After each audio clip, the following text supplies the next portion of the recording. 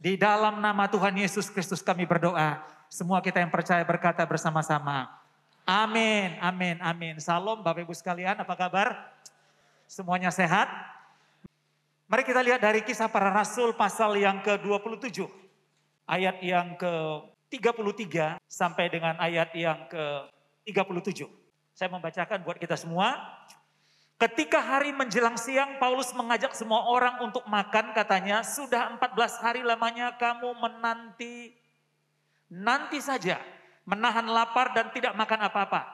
Karena itu aku menasihati kamu supaya kamu makan dahulu. Hal itu perlu untuk keselamatanmu.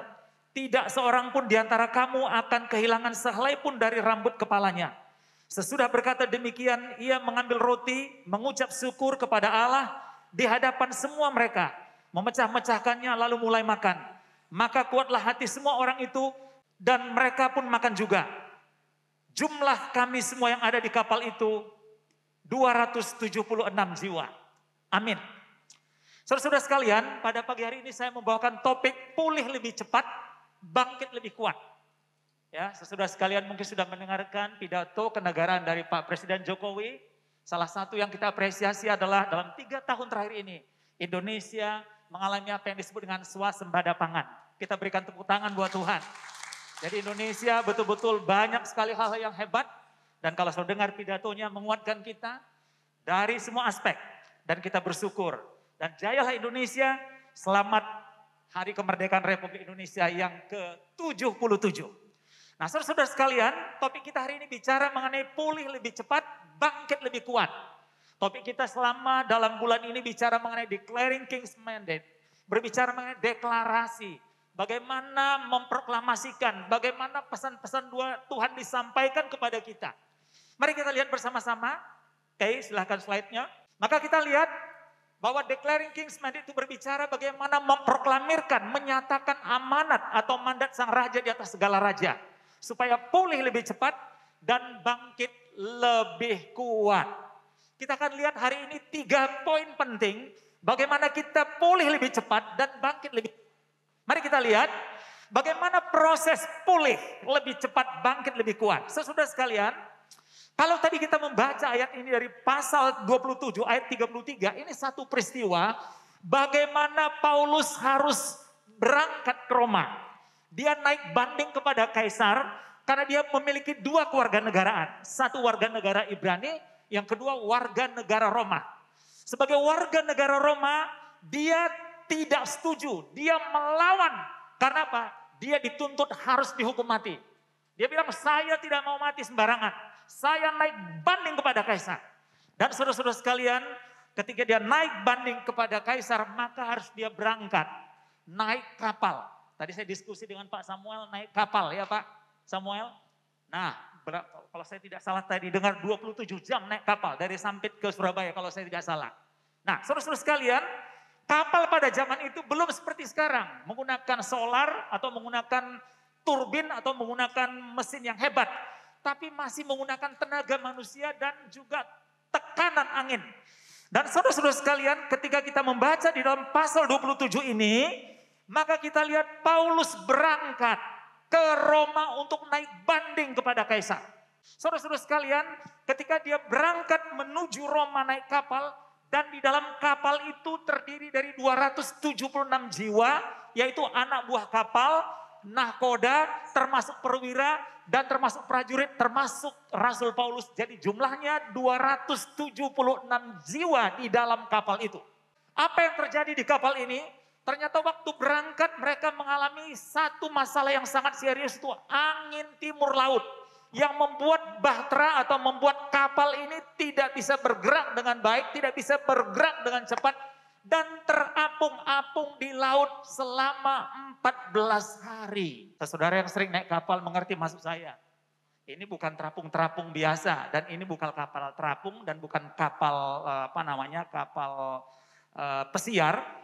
Tapi mereka terapung-apung, mereka mengalami kesulitan, maju juga kapalnya tidak, mundur juga tidak, dan mereka terombang-ambing dan tidak melihat lagi cahaya matahari. Mereka merasa takut dan dikatakan dalam ayat, dalam firman Tuhan ini, mereka putus harapan mereka tidak ada lagi harapan untuk hidup dan mereka sudah pasrah untuk mati.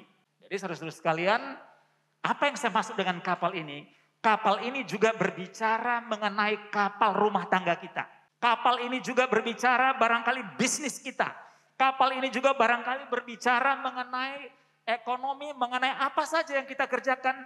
Kita memiliki kapal-kapal dalam tanda kutip yang barangkali terombang-ambing. Mungkin di antara saudara yang hadir pada pagi hari ini, ada yang kapal rumah tangganya mulai terombang-ambing. Suami mulai bilang ini cerai atau tidak. Istri bilang ini cerai atau tidak. Barangkali ada ekonomi saudara mulai terapung-apung. Ini mau maju atau tidak? Mau mundur, mau bangkrut? Bagaimana ini?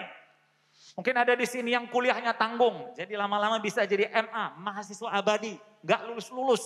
Mungkin ada di sini juga mengenai pergumulan-pergumulan. Semua kita yang hadir dari semua jemaat hari ini pasti mengalami apa yang disebut dengan badai.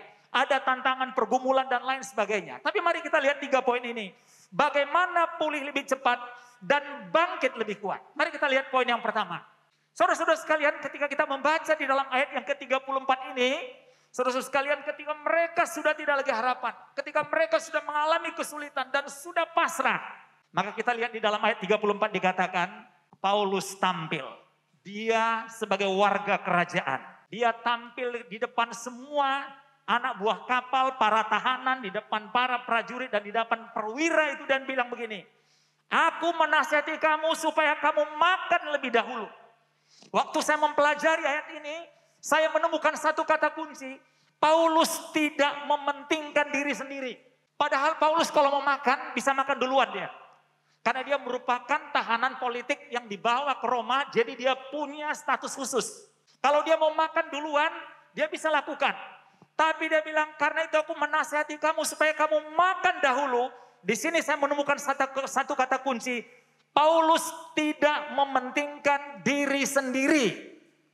Saudara-saudara sekalian, kata tidak mementingkan diri sendiri, ini menunjukkan bahwa Paulus tidak mau menang sendiri. Dia menguliti, dia mengurangi, dia menanggalkan egonya.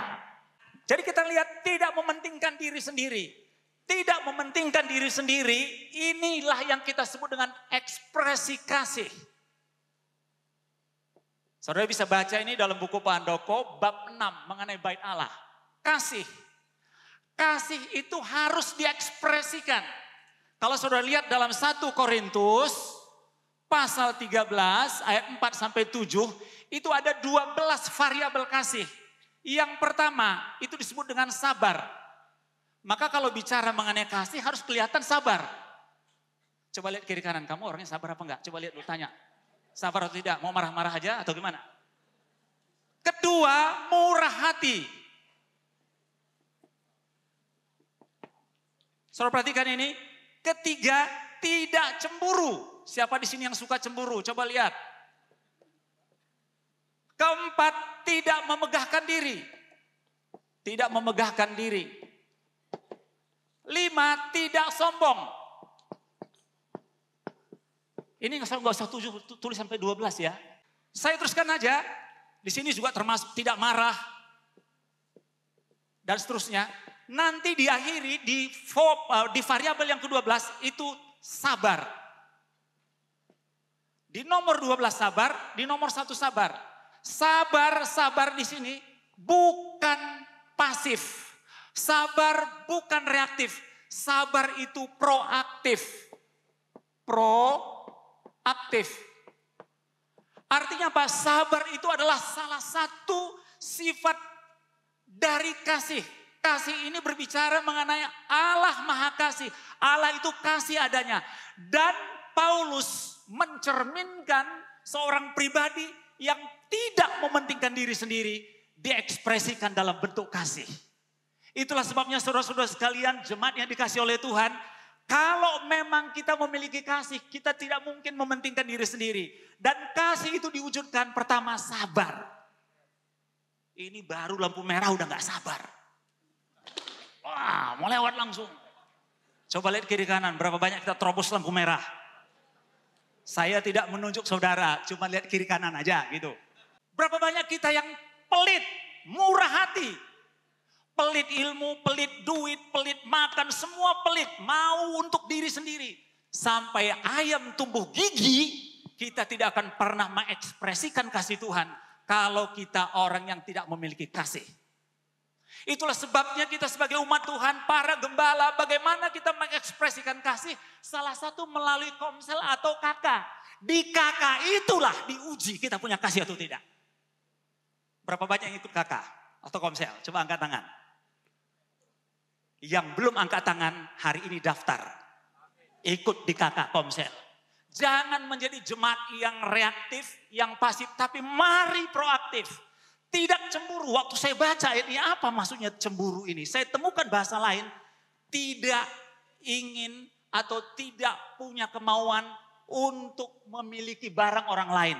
Tidak membanding-bandingkan dirinya dengan orang lain. Hari ini para suami saya beritahu. Jangan pernah banding-bandingkan istri kita dengan istri orang lain. Hai para istri-istri, jangan pernah bandingkan suamimu dengan suami orang lain. Suami saya kok nggak ada kumisnya, coba lihat itu. Dia punya kumis seperti gagang telepon.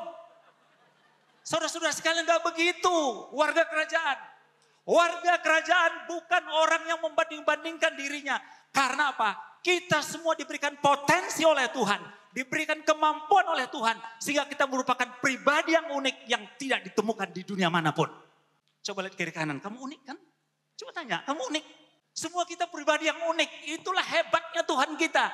Oleh karena itu Rasul Paulus mengatakan di dalam ayat itu tadi, makanlah lebih dulu. Artinya dia tidak mementingkan diri sendiri.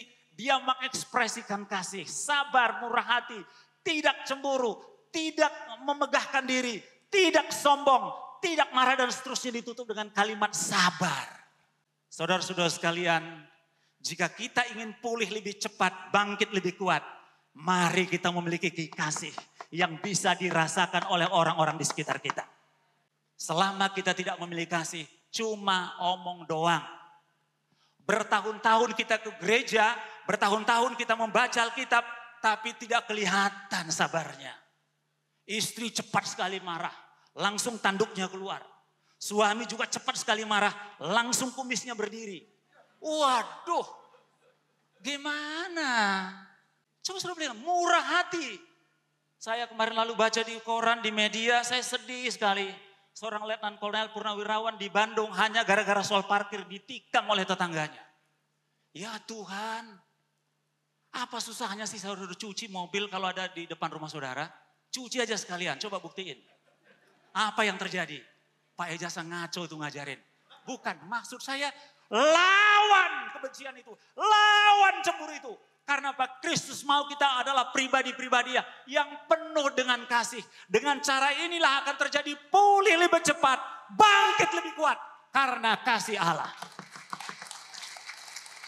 Saudara-saudara sekalian, bagaimana mungkin kita bisa pulih lebih cepat? Yang penuh dengan kebencian, penuh dengan cemburu, penuh dengan mementingkan diri sendiri, penuh dengan kesombongan. Tidak pernah mau menggubris hidup orang lain. Kita hanya mau hidup sendiri. Dan kita merasa dunia ini milik kita sendiri.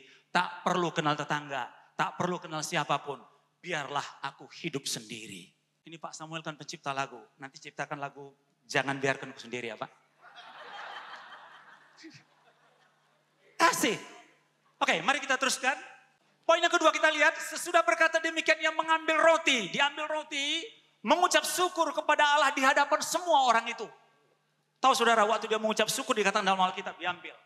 Tahukah saudara, mengucap syukur itu mengandung 3 pengertian. Jadi mengucap syukur itu enggak sembarangan. 1, waktu kita mengucap syukur, kita mengakui kedaulatan Tuhan. Kedaulatan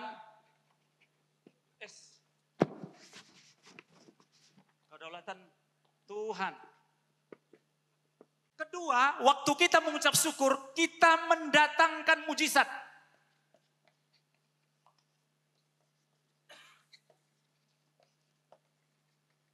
Dan ini yang mengagetkan saya waktu saya pelajari. Waktu kita mengucap syukur, itu adalah kepercayaan yang Tuhan berikan kepada kita.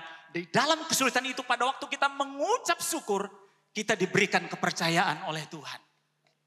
Itulah sebabnya saudara-saudara sekalian, ketika Rasul Paulus mengatakan mengucap syukurlah senantiasa, isinya ini, mengakui kedaulatan Tuhan. Maka jangan lelah, jangan pernah surut semangat kita, mengucap syukurlah kepada Tuhan dalam situasi apapun.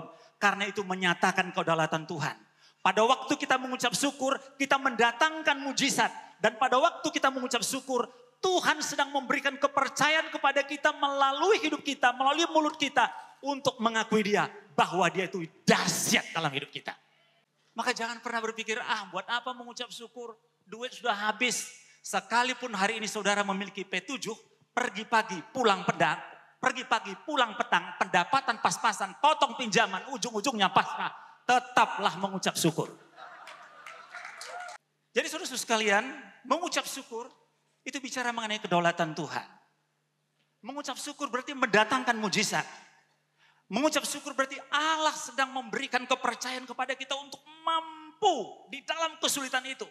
Itulah sebabnya ketika saya membaca di bab 6 itu Pak, itu kan topiknya mengenai bait suci. Itu jelas sekali dikatakan bahwa kita inilah bait suci yang dirasakan, yang dilihat, yang dibaca oleh orang lain. Bagaimana orang membaca Kristus dalam hati kita ketika kita mengucap syukur dalam segala situasi. Dan pada waktu kita mengucap syukur menyatakan kedaulatan Tuhan. Pada waktu kita mengucap syukur kita sedang mendatangkan mujizat. Dan pada waktu kita mengucap syukur kita diberikan trust, kepercayaan dan mengatakan Tuhan engkaulah segala-galanya. Engkau yang berkarya dalam hidupku. Hari ini saudara-saudara sekalian tidak ada di antara kita yang tidak mengalami masalah. Pak Handoko pun ada problemnya. Pak Wahyan juga ada problemnya. Semua kita punya problem. Ada yang problemnya mengenai keuangan. Ada yang mengenai suami atau istri. Ada mengenai anak. Macam-macam. Kita sekarang memiliki bahtera-bahtera yang barangkali sedang goncang. Tapi firman Tuhan hari ini kita bisa melihat. Yang pertama tadi, jangan mementingkan diri sendiri. Ekspresikan dengan kasih. Yang kedua, mengucap syukur. Dan pada waktu kita mengucap syukur, kita menyatakan kedaulatan Tuhan. Dan mendatangkan mujizat. Dan itu adalah sebuah kepercayaan. Bagian yang terakhir, yang ketiga. Maka kuatlah hati semua orang itu. Saudara-saudara sekalian kita bisa melihat kuatlah hati semua orang itu. Tidak dikatakan maka kuatlah hati Julius. Julius itu adalah perwira yang memimpin perjalanan ini ke Roma. Atau kuatlah hati sebagian orang. Tapi dikatakan maka kuatlah semua orang itu. Di sini kita bisa melihat satu kata kunci. Menguatkan orang lain melalui perkataan dan perbuatan nyata. Itulah sebabnya ketika kita berbicara topik pulih lebih cepat. Bangkit lebih kuat, itu berarti dimulai dulu dari diri kita sendiri. Dimulai dari keluarga kita.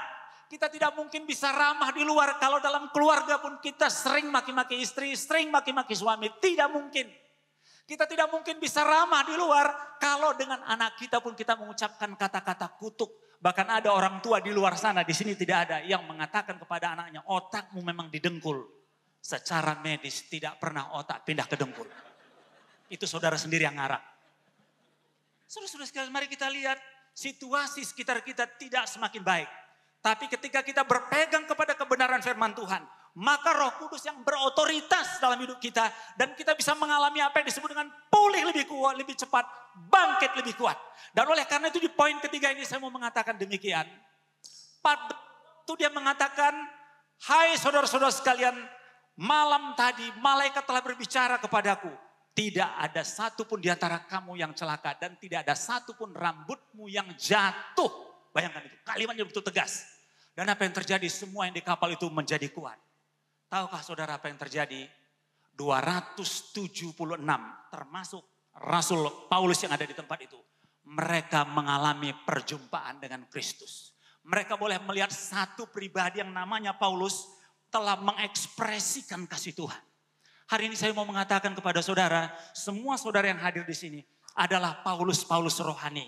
Ketika keluar dari tempat ini, saudara menjadi saksi dimanapun saudara berada. Saudara bukan orang yang mementingkan diri sendiri. Saudara adalah orang yang penuh dengan ucapan syukur. Dan melalui perkataan, melalui perbuatan saudara, banyak orang-orang lain melihat, inilah Kristus. Inilah wajah Kristus. Inilah sentuhan Kristus. Dan ketika orang merasakan kehadiran kita, dia merasakan kehadiran Tuhan di tengah-tengah kita.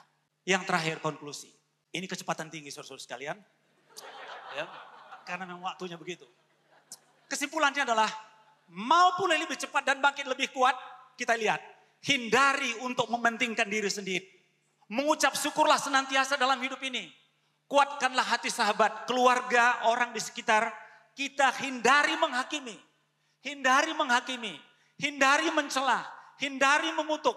Hindari menghina. Tahukah saudara, setelah peristiwa di dalam pasal 27 itu, apa yang terjadi? Pasal 28 kita bisa melihat, saudara-saudara sekalian. Ini saya tidak lanjutkan. Di dalam pasal 28 itu, saudara lihat, ada satu pulau namanya Malta. Itu mulai dari gubernurnya sampai dengan rakyat di sana. Mereka menerima Kristus sebagai Tuhan dan Juru Selamat. Bisa saudara bayangkan itu? Ternyata peristiwa kapal yang begitu goncang. Kapal yang begitu sulit untuk bergerak. Bahkan kapal itu hancur. Bukan Rasul Paulus yang hancur. Tapi imannya menjadi hebat. Imannya menjadi kuat. Dan di dalam pasal 28 satu pulau bertobat. Kalau kita semua menjadi Paulus rohani. Saya yakin Pulau Bali bertobat. Mulai dari gubernurnya sampai rakyatnya. Dimulai dari siapa? Dimulai dari kita. Dimulai dari siapa? Dimulai dari Komsel. Dimulai dari mana? Dimulai dari kakak. Saya mendorong kita semua tidak ada satupun yang terkecuali. Mari bergabung di kakak. Kalau saudara belum bergabung di kakak, ikut di pelayanan. Menjadi greeters, usher, menjadi tim doa. Jangan menjadi jemaat yang pasif. Kalau kita memang mau pulih lebih cepat, bangkit lebih kuat. Kita harus bergandengan tangan untuk menjadi alat Tuhan untuk memberitakan kabar baik. Kiranya Tuhan memberkati kita. Mari kita bangkit berdiri.